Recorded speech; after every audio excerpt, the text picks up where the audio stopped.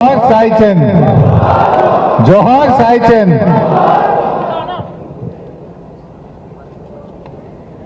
సాయి చంద్ సతీమణి సోదరిమణి రజనీ గారు, వారి తల్లిదండ్రులు, పిల్లలు, సాయి చంద్ కుటుంబ సభ్యులు, కార్యక్రమానికి విచ్చేసినటువంటి సాయి చంద్ ఆత్మీయులు అందరికీ పేరు పేరున నమస్కారం.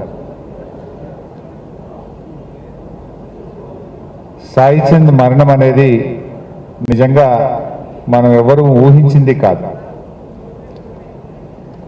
నాకైతే ఒక కుటుంబ సభ్యుడిగా, ఒక స్వంత తమ్ముడిలాగా అన్ని రకాలుగా ఎంతో అండదండగా ఉండేవాడు, అన్నీ నాతో పంచుకునేవాడు. సంతోషం వచ్చినా మాట్లాడేవాడు, దుఃఖం వచ్చినా చెప్పుకునేవాడు. కొన్ని వేల కిలోమీటర్లు సాయి నేను తెలంగాణ రాష్ట్రం అంతా కూడా ప్రయాణించాం. ఇంత ఆత్మీయమైనటువంటి అనుబంధం సాయితో ఉండేది. కానీ ఆ రోజు ఉదయాన్నే ఫోన్ వచ్చింది, సాయి చంద్కు హార్ట్ అటాక్ వచ్చింది, కేర్ హాస్పిటల్ తెస్తున్నారంటే షాక్ అయిపోయినాం. నిద్రలో అసలు అది కలనా నిజమా అన్నంత ఒకేసారి అసలు షాక్కు గురయ్యాం. పరిగెత్తుకుంటూ కేర్ హాస్పిటల్కి వెళ్ళాను నేను. కానీ అక్కడికి వెళ్ళేసరికే పాపం సాయి మనలో లేకుండా పోయారు. కానీ ఈరోజు సాయి శారీరకంగా మనలో లేకపోవచ్చు, కానీ తెలంగాణ ఉద్యమకారుల హృదయాల్లో, తెలంగాణ ప్రజల గుండెల్లో చిరస్థాయిగా ఉన్నాడు.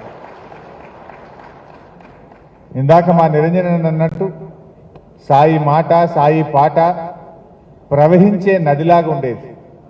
ఆ గలం గలగల పారే నదిలాగా సాయి స్వరంలో నుంచి మాటలైనా పాటలైనా ఎంతో అద్భుతంగా వచ్చేది.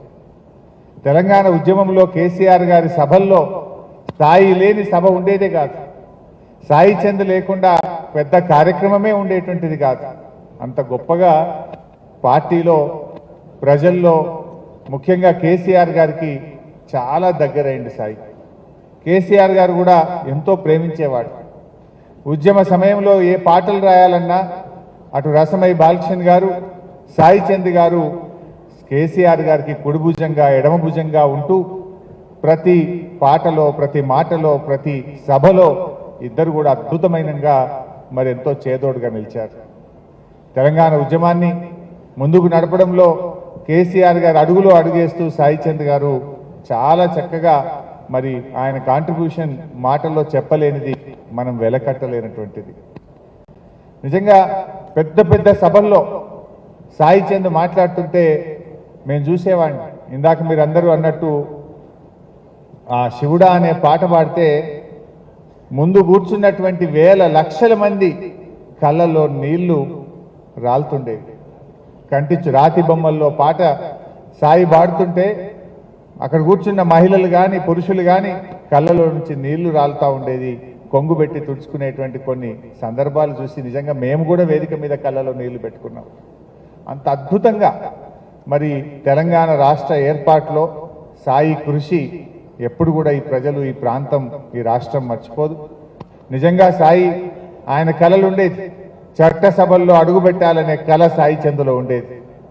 తప్పకుండా ఆయన అడుగు పెడతాడు, కేసీఆర్ గారు ఆయనకు అవకాశం ఇస్తారని కూడా నేను ఎప్పుడూ సాయికి చెప్పేవాడిని. కానీ దురదృష్టం ఈ రకంగా సాయిని వెంటాడుతుందని, మరి ఎంతో నిబద్ధత కలిగిన వాడు, కష్టం చేసేటువంటి వాడు, మరి అది ఎందుకు దేవుడు ఆ రకంగా సాయిని తీసుకుపోయాడో కానీ ఒక గొప్ప నాయకుడిని, ఒక గొప్ప కళాకారుణ్ణి ఇవాళ బీఆర్ఎస్ కుటుంబ మొత్తం కూడా కోల్పోయింది. నిజంగా ఈరోజు సాయి లేని లోటు, మొన్న ఎన్నికల సభలు జరుగుతూ ఉంటే ప్రతి చోట కూడా సాయి చంద్ లేని లోటు కొట్టొచ్చినట్లు కనబడ్డారు. అయ్యో సాయి ఉంటే ఎంత బాగుండే, సాయిని ప్రతి సభలో కూడా గుర్తు చేసుకున్న సందర్భాలు ఉన్నాయి. బట్ ఏది ఏమైనా సాయి మరి పాపం నిస్వార్థంగా సాయి చంద్ తెలంగాణ ఉద్యమంలో పనిచేసినాడు.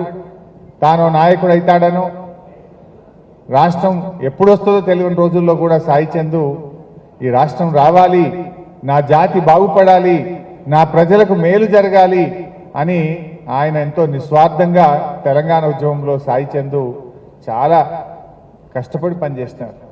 మరి అలాంటి సాయి ఈరోజు మనందరం కూడా ఒక సంవత్సరం అయిందంటే నిజంగా చాలా బాధ కలుగుతా ఉంది. నమ్మలేకపోతా ఉన్నాం. ఇంకా మన పక్కనే సాయి ఉన్నాడా, మనలో సాయి ఉన్నాడా అన్నట్టుగా అనిపిస్తా ఉంది. బట్ ఏది ఏమైనా రజనీ సోదరిమణికి వాళ్ళ పిల్లలకు తప్పకుండా బీఆర్ఎస్ పార్టీ మేమందరం కూడా వెన్ను దన్నుగా ఉంటాం. సాయిని తెచ్చియలేకపోయినా సాయి లేని లోటు రాకుండా ఆ కుటుంబాన్ని చూసుకునే బాధ్యత మాది అని చెప్పి సందర్భంగా మీ అందరికీ కూడా తెలియజేస్తూ, మరి ధైర్యంగా ఉండండి. ఎప్పుడు ఏ ఆపద వచ్చినా ఏ కష్టం వచ్చినా ఒక తోబుట్టుగా ఒక అన్నగా మీకు మేము ఉంటామని చెప్పి తెలియజేసుకుంటూ అందరికీ నమస్కారం. జై తెలంగాణ, జోహార్ సాయి చంద్.